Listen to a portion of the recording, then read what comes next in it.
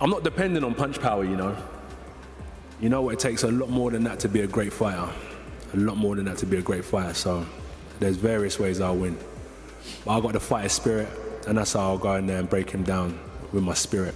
So after this. But he can't, though. That's what I'm saying. Like, he's not even equipped to fight this dude. He's not. It's going to have to be a bunch of stuff in there. Joshua will punish this man. It's impossible for somebody like Anthony Joshua, who is so big and so strong, to even think he's going to take it easy. Because even if he tries to take it easy, he's so powerful, so strong that even those punches that are being easy are still going to hurt. At the press conference, Anthony Joshua cautioned Jake Paul, accusing him of being foolish for believing he can defeat him. According to reports, he clarified that he is still the far superior boxer inside the ring and stated that he is taking this fight primarily for the money, viewing it as a business choice. I deliver what I was supposed to deliver years ago. I deliver what they ran from. I deliver what he asked for $50 million for. I'm gonna give him a $50 million knockout. I honestly listen to what people say sometimes.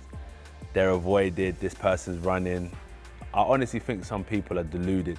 Really, I do think that they've got some sort of a long-term concussion, because no one's running. In terms of 50 million, I'm a businessman. If there was 50 million on the table. According to Chris Algieri, this bout provides Anthony Joshua with an ideal chance to get back into the ring. Following a time of inactivity after his, Joshua may exploit this matchup after his most recent defeat as a first step toward reconstruction, self-assurance, and restore competitiveness. Rhythm. The battle offers an opportunity to acquire a substantial purse while maintaining low dangers, similar to a controlled sparring match. Algieri emphasizes that Joshua gains materially, psychologically, and physically, making this encounter a strategic decision for a return. What are we talking here? Like, it's going to be an exhibition? No, it's a fight. You're a heavyweight. You're calling out heavyweights. You're calling out a heavyweight. You're calling out Anthony Joshua, former world champion. You're calling him out on short notice. It's a fight. You're going to wear 10-ounce gloves and you're going to fight 10 rounds, and that's what it is. I don't understand any idea of anything else. Oh, it's going to be 8 twos. Is it going to be 15-ounce gloves? What the hell are we doing? This is boxing. You want to fight a real guy? You're fighting a real guy, which I am very respectful. And I respect the hell out of Jake Paul if he does step in the ring with Anthony Joshua, no matter what happens. Kid's got balls of steel, and I applaud you.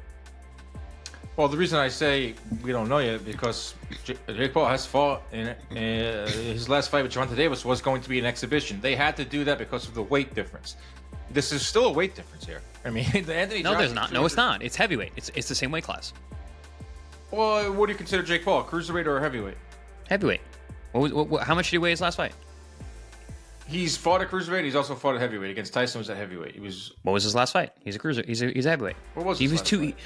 It was his last Mike fight was Tyson. at cruiser against Chavez. Whatever, you know what I mean. Like the reason Gervonta Davis fight. He fought Chavez after Tyson. I guess Tyson was that long ago. Wow. That was a year ago. This week, I was looking at my Instagram memories. I was in Dallas, Texas, getting ready for me pooping my pants on Netflix. That was about a year ago. Exhibition. These are questions that are asked. These are questions that are attached to. According to Eddie Hearn, Anthony Joshua is undoubtedly interested in fighting Jake Paul, but they need to go cautiously because of Paul's erratic conduct. He points out that Jake has a tendency to finalize opponents before abruptly calling off or postponing matches, which makes preparation and planning difficult. As a result, Joshua's camp continues to train and plan while being ready for unforeseen events.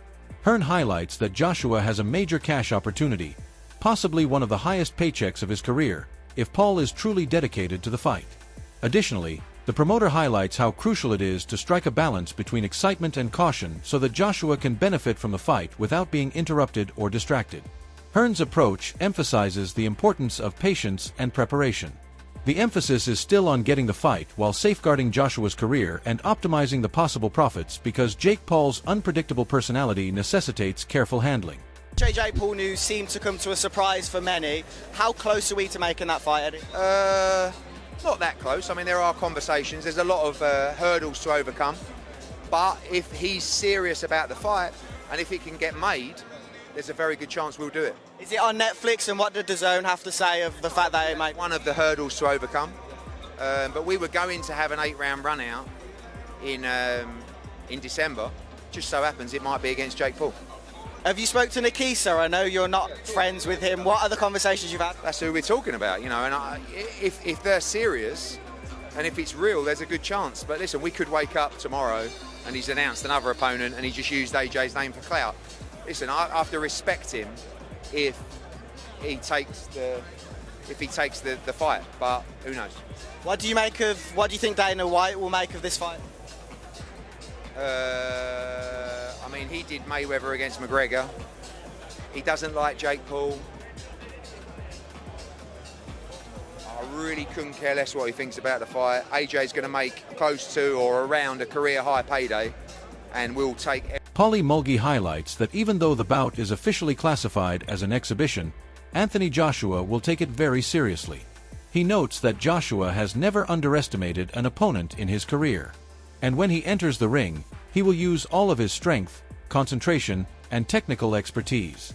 Malignaggi emphasizes how Joshua's ring acumen, discipline, and timing enable him to take advantage of opportunities and punish errors.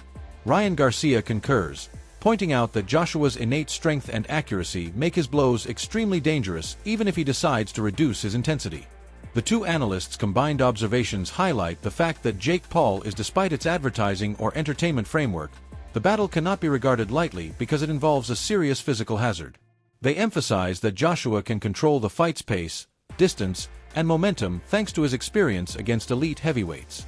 Because Joshua's strength and talent create a high-risk situation where any mistakes could have dire repercussions, analysts concur that Paul will need to show both strategy and resilience.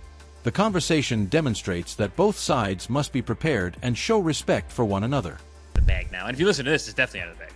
Yeah, Fight for 84, big boxing movie that's hitting Netflix soon about the Olympic 84 team starring Jamie Foxx and Chris Algieri. I am not starring in anything, but whatever. Yeah, no, I got a credit. I'm in it. I got some lines. So that's amazing. That is so cool. I mean, this couldn't get any cooler. You're now in the movie, which is absolutely absurd. Yeah, what a day. Hopefully, what a life. Hopefully, maybe there'll be more of this. Who knows? Who knows? I think it's just the beginning. I think this podcast is numbered. Our days are numbered. No way. I'm never letting this go, Dan. This is I'm a ride or die. I hope you get so big and you become such a big actor that you are like delaying production because you have to film our podcast in your trailer. Chris is in his trailer. Wait, he's got to finish his podcast with Dan. They're like, who's Dan? Johnny Drama style. Yeah, love it. Yeah, just when he was on the set total for 5 diva. Towns. Just total diva in every way possible. Yes, like we said, this episode is brought to you by PPV.com. December 6th, we're going to see Pitbull Cruz versus Lamont Roach. And guess what? We're going to talk to Lamont Roach on this episode. I caught up with Lamont and to get his thoughts on the fight with Pitbull, to get his thoughts on Jake Paul and Anthony Joshua, which we're going to get to in a second, to get his thoughts on 140, potentially fighting at 135. That's coming up in just a little bit with Lamont Roach. Don't forget to order that fight with us at PPV.com and all the good stuff that comes along with that. That's December 6th. Lamont Roach is an awesome interview. Great guy. Awesome guy. Forget the interview. He's just a good dude. I told you to tell him what's up. You probably didn't. He said what's up. He goes, where is he? I said, he's on a movie set. He goes, oh yeah, he's got those movie star looks.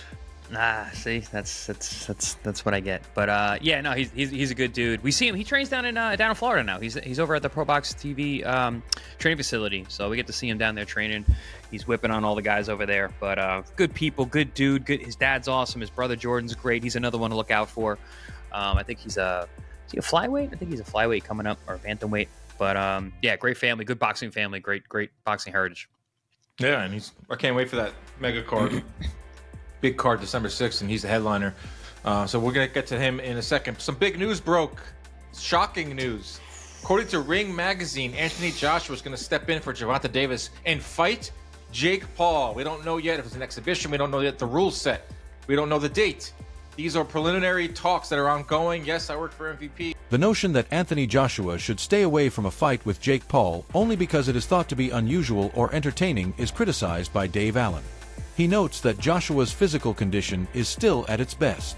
Additionally, Joshua has all the weapons he needs to dominate in the ring, unlike retired boxers who can lack strength or speed. Allen notes that people frequently misunderstand the gravity of these contests, seeing them solely as spectacles. In actuality, though, Joshua is a dangerous opponent due to his strength, talent, and quickness. Though there is more to this bout than just flair, as commentary highlights. Joshua can force his will on any opponent because of his preparation and expertise. Additionally, Allen emphasizes the distinction between truth and perception, cautioning that uninformed spectators may underestimate the dangers Jake Paul faces. Regardless of the hoopla surrounding the battle, Joshua's elite-level boxing ability must be respected, focused on, and acknowledged. Of it was probably shouldn't be licensed, but Florida are a very kind of easy commission to get. Yeah, it'd be called an exhibition. It will be an exhibition. It probably would be called an exhibition. What's the point? For me, as long as that fight you mentioned just now, Spencer, as long as that roadmap is there and it's signed, that he fights an interim guy as a warm-up afterwards and fights Tyson Fury next year, and Fury's on board, I'm great with it. Otherwise, I do think his legacy's damaged if his last fight is with Jake Paul. An exhibition is a waste of time. They're for retired fighters. For retired fighters, it's a load of rubbish. Yeah, listen, the guy's still in his athletic prime. I personally don't see the reason why they can't just do the Tyson Fury fight. Why do we need interims? Well, we all want that. Yeah, but why do we need interims? Why do we need warm-ups? We're talking about two experienced guys who've been the best, as you just said, of the last 10, 20 years. Let's get the fight on. It's as ridiculous as Gervonta Davis going in with him, basically, isn't it, with Jake Paul, frankly? Those different mindsets, and what, again, listening to Eddie today and what he was saying, the damage that Anthony Joshua suffered mentally, not physically, because physically he's still all there, but mentally against Daniel Dubois, he needs to go through that process again. And they said, and that's just the whole getting your hands wrapped up, doing it, whether it's Jake Paul, whether it's a top 100 fighter, you go, that's the way Anthony Joshua ticks. He needs that before going into the, all roads lead to Fury, right? We all know that. Whether